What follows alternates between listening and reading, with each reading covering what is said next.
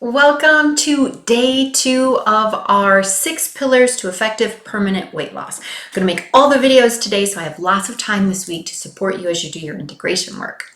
So, I'm Lori Montre, certified Noria method trainer, trauma-informed eating psychology coach, and this is the place for us to lay out the exact 6-part roadmap that will allow you to end emotional eating and develop a free and nourishing relationship with food.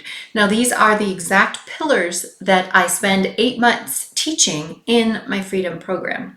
So yesterday we talked about the importance of a healthy nervous system, a nervous system that is not stuck in that state of overwhelm and survival, because when you're stuck in overwhelm and survival, that's the reason why you know what you want to be doing, but you just can't seem to do it consistently. Your survival system could care less about how you're going to feel in 20 minutes or about the fact that you want to lose weight. It wants relief for you now in this very moment. So if you haven't watched that video from yesterday and done that integration work, you definitely don't want to miss it, okay? So I put that topic on as day 1 because it is truly, it's the day that any challenge gets the most attention and sits in such a foundational piece of your work here.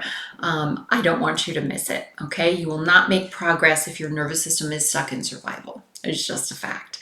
So today we're going to move into pillar 2, which is self-acceptance and compassion for where you are today, even while you work towards the change you want to see. Now, even though you may feel like, self-acceptance and compassion is somewhat elusive for you, I really invite you just to be open to the idea that this is not your natural belief and you don't have to continue that way. Thoughts of not enoughness are actually not from you. They were put on you by outside sources. Now, if you don't believe me, answer this, right? Have you ever met a baby who thought they weren't enough? I already know the answer to that. Of course you haven't, because babies are brilliant in this regard. They know full well how magnificent they are. They don't need much of anything to remind them of that, right? They delight in themselves. As they discover their feet and their fingers, they're in awe about how glorious they are. They would never ask themselves questions like, am I being too demanding, asking to be fed? It is the middle of the night after all. They don't say things like, I wish my thighs were thinner so I could be more lovable. They don't say things like, I really should be walking and reading by now, shouldn't I? Right? Babies just revel in their perfection, and they should, because they are perfect. And so am I. And so are you. We are all perfectly imperfect, and we are all enough. Now, you learn to think that you weren't enough exactly as you are today, in the same way that you learned the native language of your environment, right? In the same way you learned this language of not enoughness, you can learn another language, the language of self-acceptance and compassion. And what I hope you can start to appreciate is that the lack of self-acceptance is just a thought system, and thought systems can change. Thanks to neuroplasticity, everyone with a brain and a desire to form new beliefs can achieve it with time and patience. With the right methodology, desire, and commitment, you can change your thinking about yourself. After all, you are the CEO of your mind. So I invite you to embrace this concept of self-compassion and acceptance by focusing on your unique gifts. That's going to be the integration work for today. The truth is, right? You are a beautiful, incredible being that was brought into the world because the world, everyone needs what you have to offer.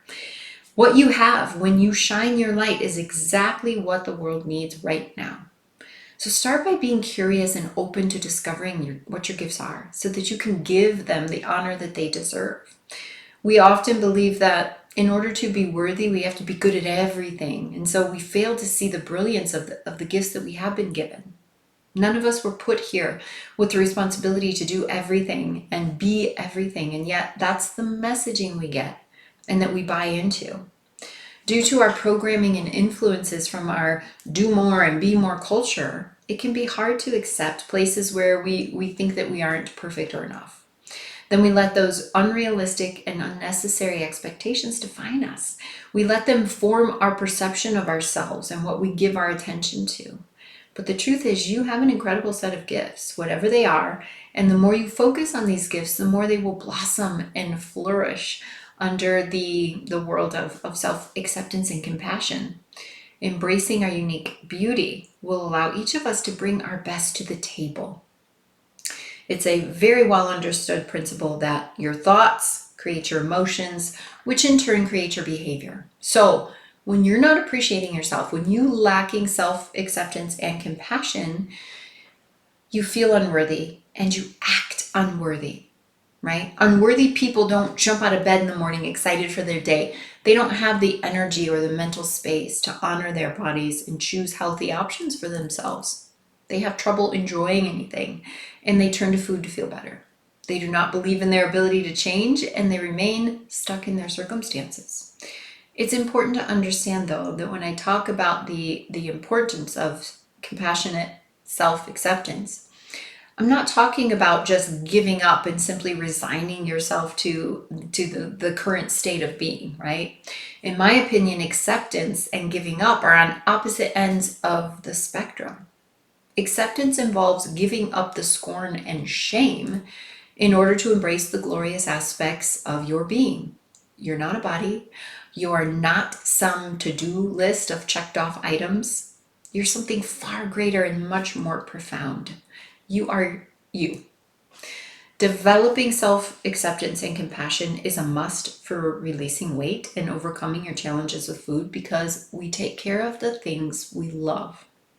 When you approach weight loss from the perspective of loving yourself and your body, nourishing your body with healthy food and movement, it is so much easier than trying to do it from a place of punishment or struggle. Furthermore, without the stress and despair of self-beratement, you're less likely to need the comfort of food to help you deal with those uncomfortable feelings.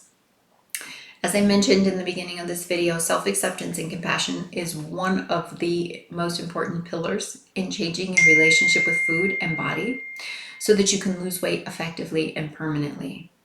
I can show you how to see yourself in a new light and appreciate yourself for who you are today, even while you work towards the change that you want.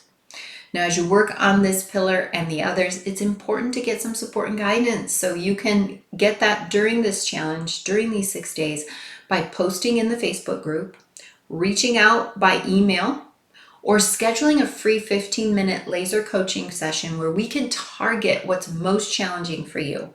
The link to do that is in the daily emails, in the Freedom channel, and in the comments of the daily video posts.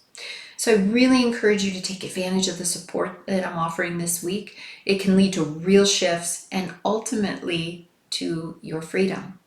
So please make sure that you are working in the integration assignments that are in the workbook, and that you are posting and reaching out and taking advantage of these 6 days to really see the bigger picture and how you are 100% able to overcome your challenges and live a life of freedom.